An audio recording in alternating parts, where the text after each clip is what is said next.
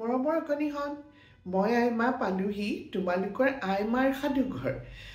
আজি মেট্ৰিকৰ ৰিজাল্ট দিছে, সকলোৱে ভাল ভাল ফল পাইছে আৰু সকলোৱে মনেৰে যি ভাবিছে তেনেকুৱা ধৰণৰ ৰিজাল্ট পাইছে বুলি মোৰ আশা থাকিল আৰু সকলোকে মোৰ শুভেচ্ছা থাকিল।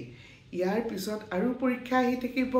এয়া জীৱনৰ আৰম্ভণি পৰীক্ষা নহয়, এইটো হৈছে এণ্ট্ৰেঞ্চ বুলি ধৰা হায়াৰ ছেকেণ্ডেৰী। তাৰপিছত আৰু আহিব ডাঙৰ ডাঙৰ পৰীক্ষা। এনেকেই আগুৱাই গৈ গৈ আমাৰ নিচিনা এসময়ত বুঢ়া হ'বাগৈ তোমালোক অকণিবিলাক। এতিয়া তোমালোকৰ ফলাফলৰ ওপৰত নিৰ্ভৰ নকৰি আকৌ নতুন উদ্যমেৰে আকৌ নতুন আশা লৈ পেলাই আগবাঢ়ি যোৱা। এই মোৰ তোমালোকৰ কাৰণে শুভকামনা আৰু আশা। ভাল হ'বা তোমালোক, ভাল ল'ৰা ছোৱালী সকলোবিলাক। পঢ়া শুনা আজিকালি ভালকৈ কৰা আৰু বুজি পোৱা যে জীৱনত ছাত্ৰ অৱস্থাটো কিমানেই মূল্যৱান, হয়নে? সময়বিলাক কেনেকৈ পাৰ হৈ যায় খৰধৰকৈ গমেই নাপাবা তোমালোকে, চাবাচোন। আৰু সেইকাৰণে কৈছোঁ, নিজকে এইখিনি সময়তে গঢ়াৰ সময়।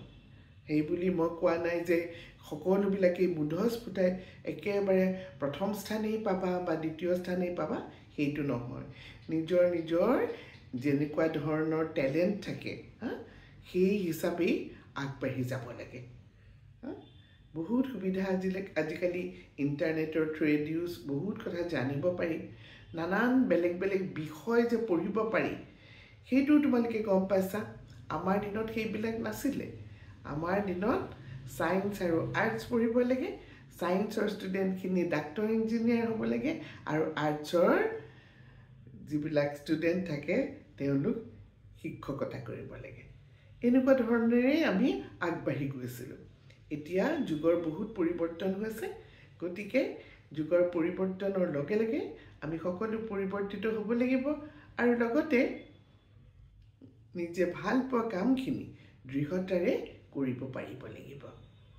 ঠিক আছে, মোৰ মৰমৰ অকণিহঁত সকলোলৈকে মোৰ শুভকামনা, শুভ ইচ্ছা, আশীৰ্বাদ আৰু মৰম থাকিল। ভাল হ'ব তোমালোকৰ দেই। ভালে থাকা, কুশলে থাকা।